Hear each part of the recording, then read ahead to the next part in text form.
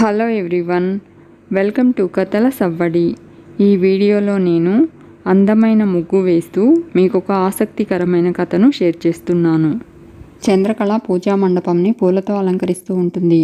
విరాట్ పైనుంచి పువ్వు తీసుకుని చంద్రకళను కొట్టడంతో చంద్రకళ విరాట్ని చూసి నవ్వుతూ ఉంటుంది. విరాట్ చంద్రకళకు చేత్తో దిష్టి తీసి సూపర్ అంటూ సెగ చేస్తాడు. ఇంతలో రఘురామ్, జగదీశ్వరి, క్రాంతి రావడం చూసి చంద్రకళ పూల మండపం అలంకరిస్తూ ఉంటుంది. విరాట్ హడావిడిగా చంద్రకళ దగ్గరకు వచ్చి, ఏం చేస్తున్నావు చంద్ర అంటూ కోపడతాడు. చంద్రకళ పూజకన్నీ రెడీ చేస్తున్నాను బావా అంటుంది. విరాట్ అక్కర్లేదని చెప్తుంటే అర్థం కావడం లేదా అంటాడు. ఇంతలో కామాక్షి, శ్యామల, శృతి, సరోజ, రాజ్ కూడా వస్తారు. చంద్రకళ, ఎందుకు బావా అంత సీరియస్ అవుతున్నావు, ఇప్పుడు నేను ఏం చేశాను అని అడుగుతుంది. విరాట్, ఇప్పటి వరకు నువ్వు చేసిన ఘనకార్యాలు చాలు అంటాడు. సరోజ రాజ్తో, వీళ్ళు మళ్ళీ మొదలు పెట్టారేంటిరా, ఈ పంచాయతీ ఇప్పట్లో తెగుతుందంటావా అని అడుగుతుంది. రాజ్, ఏమో అమ్మా, చూస్తూ ఉండడమే తప్ప మనమేమీ చేయలేము అంటాడు. చంద్రకళ, పూజ కోసం ఏర్పాట్లు చేయడం కూడా తప్పేనా బావా అని అడుగుతుంది. విరాట్, మంచి మనసుతో చేస్తేనే పూజ అయినా వ్రతమైనా ఫలిస్తుంది. నువ్వు ఏ ఉద్దేశంతో ఈ పనులు చేస్తున్నావో నాకు తెలుసు, అందుకే వద్దంటున్నాను అంటాడు. రఘురామ్ విరాట్తో, అందులో వేరే ఉద్దేశం ఏముంటుందిరా అంటాడు. విరాట్, ఈ చంద్ర ఆలోచనలు ఎలా ఉంటాయో మీకు తెలియదు నాన్న. శృతి పెళ్లి విషయం మనకు చెప్పకుండా తప్పు చేసిందని తిట్టాం కదా, ఇప్పుడు మీరు పెళ్లిని యాక్సెప్ట్ చేసి వ్రతం జరిపిస్తున్నారు కాబట్టి ఇలా హడావిడి చేసి మీ దగ్గర మార్కులు కొట్టేసి తన తప్పుని ఒప్పు చేసుకోవాలని చూస్తుంది అంటాడు.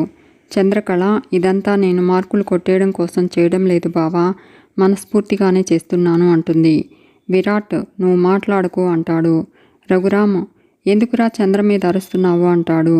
శ్యామల, వాడు అన్న దాంట్లో తప్పేముందన్నయ్య, ఈ పిల్ల అన్నింటిలోనూ జోక్యం చేసుకుని ఏదో ఒకటి జరిగేలా చేస్తుంది అంటుంది.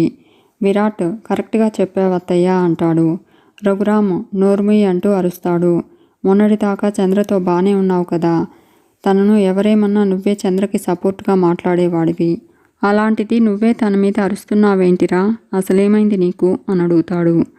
విరాట్ మూసుకుపోయిన కళ్ళు తెరుచుకున్నాయి నాన్న అంటాడు. ఇన్నాళ్ళు ఈవిడ గారి మాయలో పడి తను చెప్పిందే నిజమని నమ్మాను, తప్పొప్పుల్ని పోల్చుకోలేకపోయాను.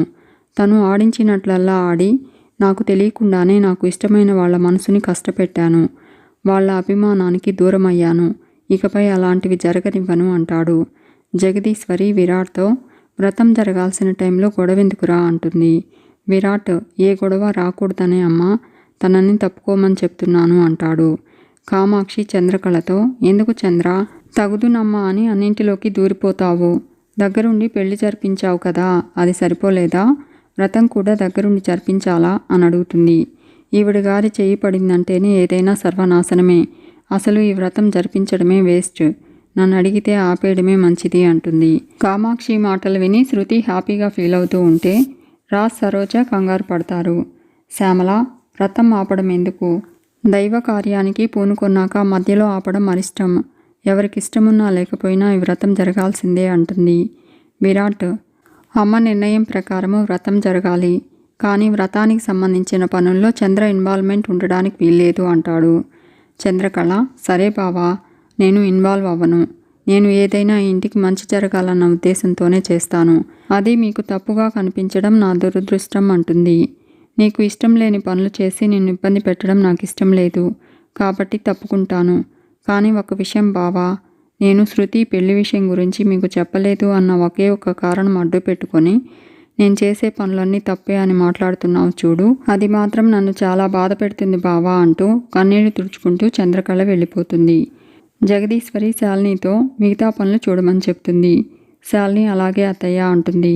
శ్యామల జగదీశ్వరితో, నువ్వేం కంగారు పడుకో వదినా, అన్నీ సక్రమంగా జరుగుతాయిలే, నేనున్నాను కదా అంటుంది.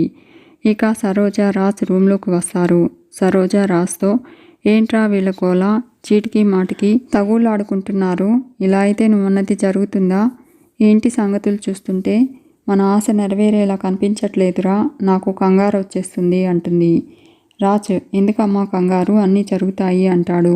ఆ పెద్దావిడ సపోర్టే మనకుంది, ఆవిడ మాటను ఇంట్లో వాళ్ళెవరూ కాదనరు, పైగా మా పెద్దత్త గారిని కాకా పట్టడానికి ఆవిడ కాళ్ళ మీద పడ్డాను కదా, ఆవిడ మనసు కూడా కాస్త కరిగింది, కాబట్టి వాళ్ళే ఏ ఆటంకం రానివ్వకుండా అన్నీ జరిపిస్తారు. నువ్వు ప్రశాంతంగా ఉండు అంటాడు. సరోజ, ఎలారా ప్రశాంతంగా ఉండేది? ఇక్కడ ఉన్నంతసేపు అన్నీ బాగానే ఉంటాయి. అసలు కార్యం అయిపోయాక ఇంటికి వెళ్ళాలి కదరా. అప్పులోళ్ళకి డబ్బులు కట్టాలి. ఆ విషయం నీకు గుర్తుందా అని అడుగుతుంది. రాజ్, ఎందుకు గుర్తులేదమ్మా అంటాడు. ప్రస్తుతానికి ప్రాబ్లం రాకుండా అడ్జస్ట్ చేయడానికి శృతి దగ్గర నుంచి లాగిన 2 లక్షలు ఉన్నాయి కదా, ఎక్కడ దాచావు అని అడుగుతాడు. సరోజ ఆ డబ్బులు తీసి చూపెడుతుంది. రాజ్ ఆ డబ్బులు తీసుకుని, ఈ డబ్బుల్లో ముందు పెళ్లి ఖర్చులకు చేసిన అప్పు తీర్చేద్దాము, మిగిలిన దానితో వడ్డీలు కట్టేద్దాము, అప్పులు వాళ్ళు ఓ నెలైనా ఆగుతారు అంటాడు. ఇంతలో శృతి రాజ్ దగ్గరకు వస్తుంది. ఈ డబ్బు నేను ఇచ్చిందే కదా అంటూ, నా డబ్బులు నాకు ఇచ్చేయి అంటూ తీసుకోబోతూ ఉంటుంది.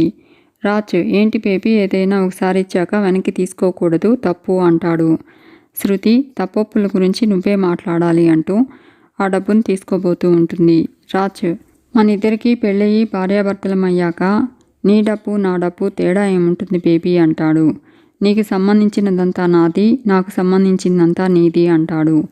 శృతి, నా డబ్బు దొబ్బేసి నీ అప్పు నాకు అంటకడతామని చూస్తున్నావా? తుక్కు రేగొడతాను అంటుంది. రే, ఇది నా డబ్బు కూడా కాదురా. నీ మాయలో పడి నేను పెళ్లి చేసుకోవడానికి చంద్రన్ నమ్మించి మోసం చేసి తీసుకొచ్చిన డబ్బు. నిజానికి ఈ 2 లక్షలు చంద్రవి అంటుంది. అప్పుడే అక్కడికి వచ్చిన చంద్రకళ అవును అంటూ రాజ్ దగ్గర నుంచి డబ్బు తీసుకుని, ఇది నేను న్యాయంగా అడిగి తీసుకున్న డబ్బు కాబట్టి తిరిగి నా దగ్గరికే వచ్చింది అని చెప్పి, ఏదైనా నిజాయితీతో పొందాలి కానీ మాయ చేసి మోసం చేసి దక్కించుకోవాలని చూస్తే చివరకు మీకు మోసమే జరుగుతుంది అంటూ, ఇప్పటికైనా అర్థం చేసుకోండి అని చెప్పి చంద్రకళ వెళ్ళిపోతుంది. రాజ్ టెన్షన్ పడుతూ ఉంటాడు. శృతి చీ అంటూ వెళ్ళిపోతుంది. సరోజ రాజ్తో 2 లక్షలు చేతికి అందినట్టే అంది, ఇలా చేజారిపోయాయేంటిరా, ఇప్పుడు అప్పులు ఎలా కట్టాలి అని అడుగుతుంది. రాజ్, ఎవరు ఉన్నా లేకపోయినా దరిద్రం మాత్రం మనల్ని అంటిపెట్టుకునే ఉంటుంది అంటాడు. సరోజ కర్మరా కర్మ అంటుంది. ఇక శాలిని సీరియస్గా ఆలోచిస్తూ ఉంటుంది. క్రాంతి శాలిని దగ్గరికి వచ్చి ఇంకా రెడీ అవ్వలేదా అంటాడు. శాలిని, రెడీ అవ్వాలన్న ఇంట్రెస్ట్ నాకు లేదు క్రాంతి అంటుంది. మీ అన్నయ్య వదినలు చేసే డ్రామాలు చూడడం నా వల్ల కావట్లేదు అంటుంది. క్రాంతి, అది నీకు డ్రామాలా ఎందుకు అనిపిస్తుంది అని అడుగుతాడు. శాలిని, బావగారికి చంద్ర మీద నిజంగా కోపం ఉంటే ప్రాపర్ రీజన్తో గొడవ చేసేవారు. ఇలా అయిన దానికి కాని దానికి చంద్ర మీద అరుస్తున్నారంటే కావాలనే చేస్తున్నారనిపిస్తుంది అంటుంది. క్రాంతి, అలా ఏం లేదు శాలిని. అన్నయ్య నీ మీద కోపం చూపించినప్పుడు కూడా చిన్న చిన్న విషయాలకే నిన్ను పాయింట్అవుట్ చేశారు కదా అని అడుగుతాడు. శాలిని, నా విషయం వేరు క్రాంతి. అప్పుడు బావగారిని చంద్ర బాగా ఇన్ఫ్లుయెన్స్ చేసింది కాబట్టి ప్రతి విషయంలో నేను తప్పుగా కనిపించాను. కానీ చంద్ర మీద బావగారికి సడన్గా అంత కోపం రావడం ఇంపాసిబుల్ క్రాంతి. అందరూ ఉన్నప్పుడు చంద్రను హర్ట్ చేస్తారు కానీ గదిలో వాళ్ళిద్దరూ ఎప్పటిలా హ్యాపీగా ఉంటారు. మనల్ని పిచ్చివాళ్ళని చేస్తున్నందుకు నవ్వుకుంటూ ఉంటారు అంటుంది శాలిని. క్రాంతి, నువ్వెందుకు ఇలా ఆలోచిస్తున్నావో నాకు అర్థం కావడం లేదు శాలిని అంటాడు. నీ డౌట్ తీర్చడానికే నేను నైట్ వాళ్ళ రూమ్ దగ్గరకు వెళ్ళాను. రూమ్లో కూడా వాళ్ళు గొడవ పడుతూనే ఉన్నారు. అన్నయ్య మెంటాలిటీ నీకు తెలిసిందే కదా. ఎంత ప్రేమున్నా సరే ఆ మనిషి మీద అన్నయ్యకు కోపం వస్తే దాన్ని బయట పెట్టేస్తాడు. మనసులో అణిచిపెట్టుకుని ఉండడం అన్నయ్యకు చేత కాదు. అసలు వాళ్ళకి అలా డ్రామాలు ఆడాల్సిన అవసరం ఏముంటుంది అని అడుగుతాడు. శాలిని, నిన్ను నమ్మించాలని క్రాంతి అంటుంది. క్రాంతి, అంతా నీ భయం శాలిని అంటాడు. నీకు ఇదివరకే చెప్పాను, అన్నయ్య స్ట్రైట్ ఫార్వర్డ్ మనిషి. ఏది ఉన్నా ఫేస్ టు ఫేస్ తేల్చుకుంటాడు కానీ డ్రామాలు ప్లే చేయడు. వదిన చేస్తున్న తప్పులు మ్యానిపులేషన్స్ అన్నీ ఒక్కొక్కటిగా అన్నయ్య రియలైజ్ అవుతున్నాడు. అందుకే వదిన ఏ విషయంలో ఇన్వాల్వ్ కాకుండా అడ్డుపడుతూ తిడుతున్నాడు. ఎప్పటికైనా అన్నయ్య వదిన గురించి తెలుసుకుంటాడని నమ్మాను. నా నమ్మకం నిజమవుతుంది. దానికి మనం హ్యాపీగా ఫీల్ అవ్వాలి కానీ ఇలా డౌట్స్ పెట్టుకుని మైండ్ పాడు చేసుకోవడం వేస్ట్ శాలిని అంటాడు. నువ్వు ఆలోచనలు పక్కన పెట్టి ముందు రెడీ అవ్వు. వ్రతం జరిగేటప్పుడు మనసు ప్రశాంతంగా ఉంచుకొని ఇంటికి మంచి జరగాలని కోరుకుందాము అని చెప్పి శాలినికి చీర ఇచ్చి త్వరగా రెడీ అయ్యి రమ్మని చెప్పి వెళ్ళిపోతాడు. శాలిని, చంద్రకళ బావగారికి మధ్య మనస్పర్ధలు మొదలై దూరం ఏర్పడాలని నేను కోరుకున్నాను. కానీ అది ఇంత త్వరగా జరుగుతుందంటే నమ్మబుద్ధి కావడం లేదు. నువ్వు చాలా తేలిగ్గా బోల్తా పడతావు క్రాంతి. నేను కన్ఫర్మేషన్ తీసుకోకుండా కంక్లూషన్కి రాలేను అనుకుంటూ తీసుకుంటాను అని అనుకుంటూ ఉంటుంది శాలిని. ఇక శృతి ఫోన్ మాట్లాడుతూ ఇంటి బయట వెయిట్ చేస్తూ ఉన్న వ్యక్తితో, ఇంటి దాకా ఎందుకు వచ్చావు? వీధి చివరే ఉండమన్నానుగా అంటూ వెళ్తూ ఉంటుంది. కాఫీ తాగుతూ ఉన్న రఘురామ్ శృతిని చూసి మళ్ళీ ఏదైనా పిచ్చి పని చేస్తుందా అనుకుంటూ శృతిని ఫాలో అవుతాడు. శృతి ఇంటి బయట వెయిట్ చేస్తూ ఉన్న వ్యక్తి దగ్గరకు వెళ్ళి కొబ్బరికాయను తీసుకుంటుంది. ఇది పగలగొడితే రక్తం వస్తుంది కదా అని అడుగుతుంది. అతను రక్తం కాదమ్మా, రక్తంలా కనిపించే రంగునీళ్లు వస్తాయి అంటాడు. శృతి ఏదో ఒకటి రక్తం అని అందరూ నమ్మితే చాలు అంటుంది. కొబ్బరికాయను పగలగొట్టకుండా అందులో ఉన్న నీళ్లను ఎర్రగా ఎలా మారుస్తారు అని అడుగుతుంది. ఆ వ్యక్తి అదే కదమ్మా కనికట్టు అంటాడు. ఆ సీక్రెట్ బయట పెట్టేస్తే ఇక మాకు పనేముంటుంది అంటాడు. శృతి అది నిజమేలే అంటూ ఎంత ఇవ్వాలి అని అడుగుతుంది. అతను 1000 రూపాయలు ఇవ్వమంటాడు. శృతి 30 రూపాయల కొబ్బరికాయ 1000 రూపాయల, దిస్ ఇస్ టూ మచ్ అంటుంది. అతను కొబ్బరికాయ 30 రూపాయలే అమ్మా, అందులో ఉన్న రంగు నీళ్ళ రేట్ ఎక్కువ అంటాడు. పని కావాలంటే పైకం చెల్లించాలి, లేదంటే నా కొబ్బరికాయ నాకు తిరిగిచ్చేయండి అంటాడు. శృతి ఇది నాకు ఇప్పుడు చాలా అవసరం అని చెప్పి నేను 500 మాత్రమే తెచ్చాను, లోపలికి వెళ్ళి ఇంకో 500 తెస్తాను అంటూ ఇంట్లోకి వస్తూ ఉంటుంది శృతి. రఘురాము శృతి రావడం చూసి శృతికి కనిపించకుండా లోపలికి పరిగెత్తుతాడు. గుమ్మానికి పూలదండ కడుతూ ఉన్న చంద్రకళ దగ్గరకు వస్తాడు. శృతి విషయం చంద్రకళకు చెప్పి కొబ్బరికాయ వ్యక్తికి డబ్బులిస్తున్న శృతిని చూపెడతాడు. శృతి కొబ్బరికాయల వ్యక్తితో నిజంగా ఎర్రనీళ్ళు వస్తాయా అని అడుగుతూ ఉంటుంది. అతను మాకు కనికట్టు చేయడమే వచ్చు, మోసం చేయడం రాదు అంటాడు. మీరు అనుకున్న పని ఖచ్చితంగా జరుగుతుంది అంటాడు. శృతి సరే మీరు వెళ్ళండి అని చెప్పి ఇంట్లోకి వస్తూ ఉంటుంది. రఘురామ్ చంద్రకళ శృతిని చూసి పక్కకు వెళ్తారు. చంద్రకళ రఘురామ్తో శృతి వ్రతం ఆపాలని ట్రై చేస్తుంది మామయ్య అంటుంది. రఘురామ్ ఈ శృతికి తెలివితేటలు ఎక్కువైపోయాయి అంటూ పదమ్మ వెళ్ళి నిలదీద్దాం అంటాడు. చంద్రకళ వద్దు మామయ్య అంటుంది. ఇప్పుడు నిలదీస్తే ఏదోలా తప్పించుకుని వ్రతం ఆపడానికి ఇంకేదైనా ప్లాన్ చేస్తుంది. తన ప్లాన్ వర్కౌట్ అవుతుందన్న హ్యాపీనెస్లో శృతి వ్రతంలో కూర్చోవాలి, మనము తన ప్లాన్ ఫెయిల్ అయ్యేలా చేయాలి అంటుంది. నేను వెళ్ళి ఆ కొబ్బరికాయ ఇచ్చిన వ్యక్తిని పట్టుకుని వస్తాను అంటుంది. రఘురాము మంచి ఐడియా అమ్మ, నువ్వు వెళ్ళు అంటాడు. చంద్రకళ కొబ్బరికాయ అమ్మిన వ్యక్తి దగ్గరకు వస్తుంది. అతను బైక్ స్టార్ట్ చేస్తూ ఉంటాడు.